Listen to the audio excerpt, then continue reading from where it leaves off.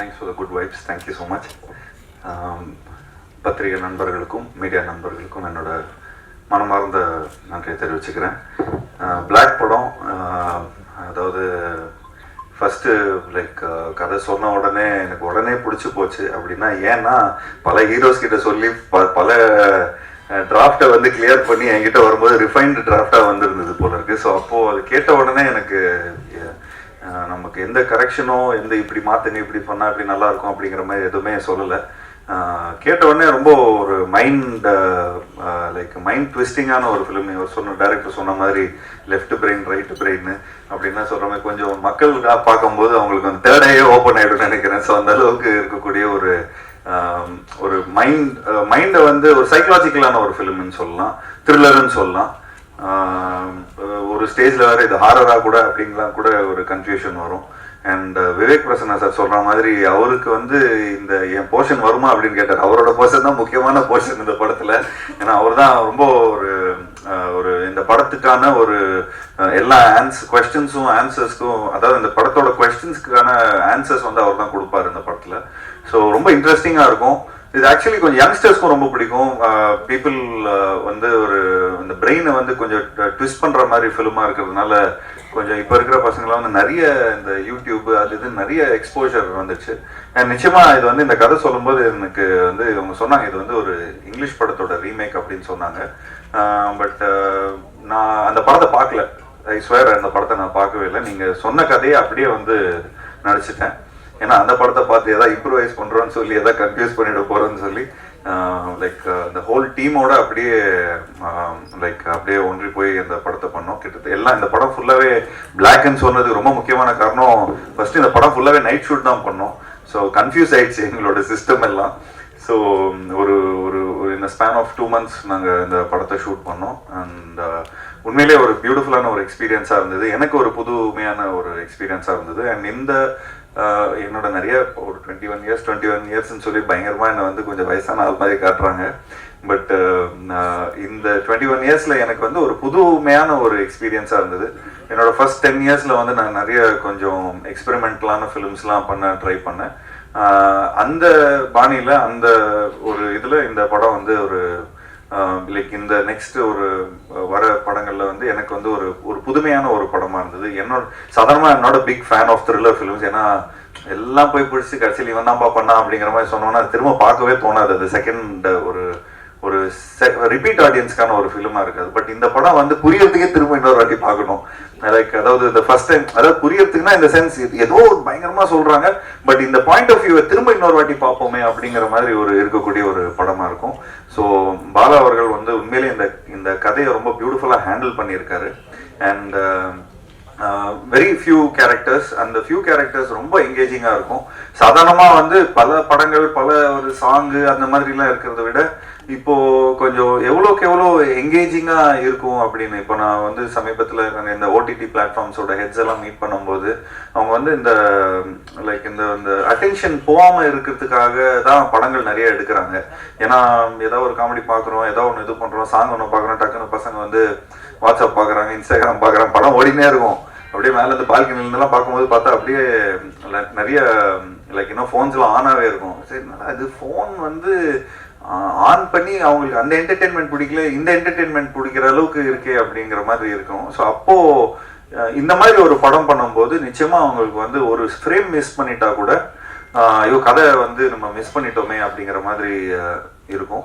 So நிச்சயமாக இந்த ஒரு படம் வந்து ஒரு ரொம்ப வித்தியாசமான ஒரு படமாக இருக்கும். சாதாரணமாக அது வந்து ரொம்ப ஓல்டு வேர்ட் ஆயிடுச்சு இந்த ஒரு டிஃப்ரெண்ட்டான ஒரு ஃபிலிம் அப்படிங்கிற மாதிரி.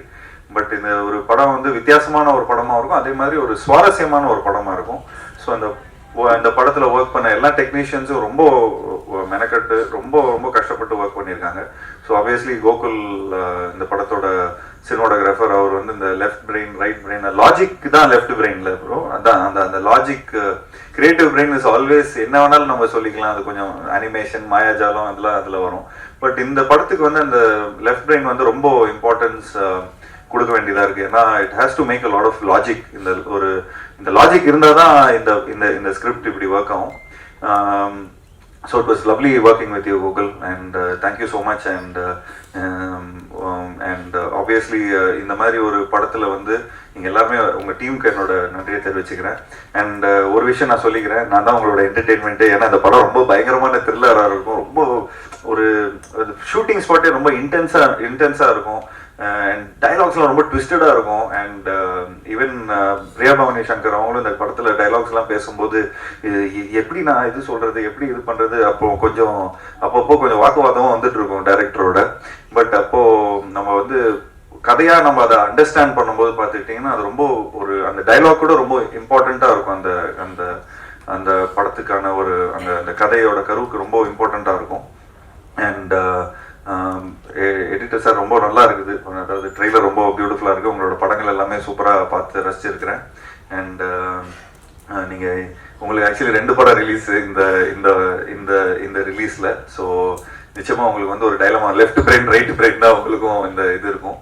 So I am very much looking forward for அதாவது இந்த படத்தில் எப்படி நீங்கள் வந்து ஸ்டோரி சொல்லியிருக்கீங்க, எப்படி ஒரு எடிட்டராக எப்படி நீங்கள் அந்த சொல்லியிருக்கீங்க, நானே ரொம்ப ஆர்வத்தில் இருக்கிறேன் படம் பார்க்கறதுக்கு.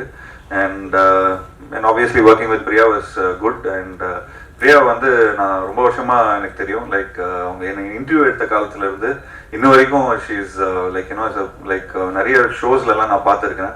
சும்மா கலாய்ச்சிட்டு ஏதாவது பேசிகிட்டே இருப்பேன். But it was lovely working with her. And thanks to Prabhu sir. எனக்கு வந்து இந்த படம் வந்து அவங்களோட லைக் இதுலேயே நிறைய ஹீரோஸ் இருக்கிறாங்க. லைக் சூர்யா சார் இருக்காரு, கார்த்தி இருக்காரு. பட் இந்த மாதிரி எனக்கு ஒரு கதை கொடுத்தது எனக்கு தேங்க்யூ ஸோ மச். அண்ட் இன்னும் மேலும் இந்த மாதிரி நிறைய படங்கள் நம்ம பண்ணோம். இன்னும் லைக் இன்னும் எனக்கும் ஆக்டிங்க்கான ஒரு நல்ல ஸ்கோப் உள்ள ஒரு படமாக இருந்தது இது. அதே மாதிரி இன்னும் நிறைய படங்கள் உங்களோட நான் ஒர்க் பண்ணோம். அண்ட் பிரபு அவர்கிட்ட சொல்ல போகும்போது ஒரு வாட்டி ஃப்ளைட்டில் கூட நான் கார்த்தியை மீட் பண்ணும்போது அவங்க சொன்னாங்க, இந்த டீமே லைக் அந்த potential team, like not only அவங்க ட்ரீம் வாரியர்ஸில் பொட்டென்ஷியல் டீம் வந்து என்ன சொன்னாங்கன்னா, அந்த மாதிரி தங்க பிரபாகர் அவங்க எல்லாருமே சேர்ந்து நிறைய மெனக்கடல் எடுத்துப்பாங்க, அவ்வளோ சீக்கிரமாக அந்த ஃபர்ஸ்ட் டிராஃப்டை கொடுத்துட மாட்டாங்க. ஸோ ஐ திங்க் எனக்கு இன்ன வரைக்கும் நானே படம் பார்க்காம இருக்கிறேன்.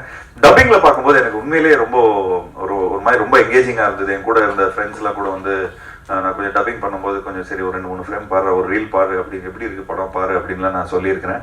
இது சம்திங் இது என்னமோ இருக்குதுரா இந்த படத்தில், ஏதோ ஒரு இருக்குதுரா அப்படின்னு சொல்லி அவங்களே பயங்கர ஒரு இன்க்விசிட்னஸ் எடுத்து இது பண்ணாங்க.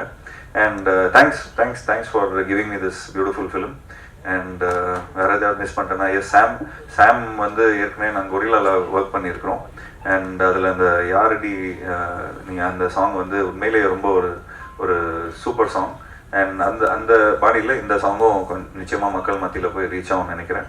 ஸோ இந்த படம் வந்து ஒரு வித்தியாசமான ஒரு படமாக இருக்கும். அண்ட் இந்த படத்தில் ஒர்க் பண்ண எல்லா டெக்னீஷியன்ஸ், அசிஸ்டன்ட் டைரக்டர்ஸ் அண்ட் சினிமாட்டோகிராஃபரோட அசிஸ்டன்ஸ் அண்ட் அதில் இருக்கிற எல்லா ப்ரொடக்ஷன் எக்ஸிக்யூட்டிவ்ஸ் எல்லாருக்கும் என்னோட நன்றியை தெரிவிச்சுக்கிறேன். அண்ட் நிச்சயமாக இந்த படம் வந்து ஒரு என்னோட கெரியரில் ஒரு முக்கியமான ஒரு படமாக இருக்கும். ஸோ ப்ரெஸ் நண்பர்களுக்கு என்னோட இந்த படத்தை நல்லபடியாக மக்கள்கிட்ட போய் சேர்க்கணும் அப்படின்னு சொல்லி நான் ரிக்வெஸ்ட் கொடுத்துக்கிறேன். Thank you so much. Thank you.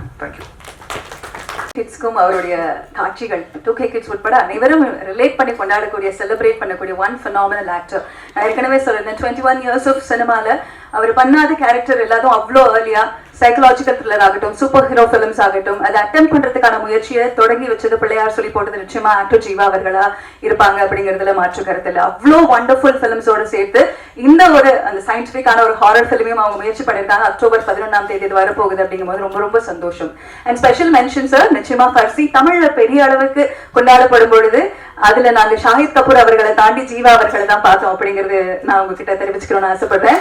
And இதெல்லாம் தாண்டி இதே மாதிரி நீங்க தொடர்ந்து வாங்க, நாங்க உங்களை கொண்டாட காத்துக்கிட்டே இருக்கோம் அப்படிங்கிற அந்த ஒரு விஷயத்தையும் சொல்லிட்டு கலகலப்பா இந்த மேடையை அமைப்பதற்காக ஜீவா அவர்களை அழைக்கிறேன்.